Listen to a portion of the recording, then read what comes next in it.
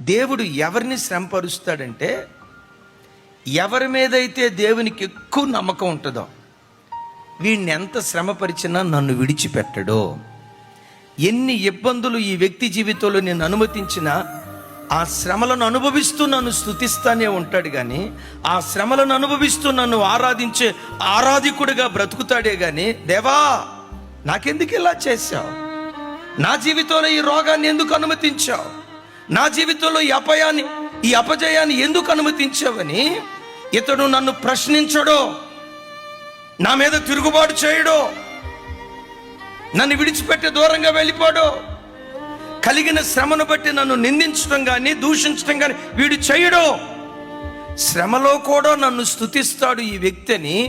ఎవరి మీద దేవునికి విశ్వాసం ఉంటుందో వారి బ్రతుకులోనే దేవుడు శ్రమలు అనుమతిస్తాడు.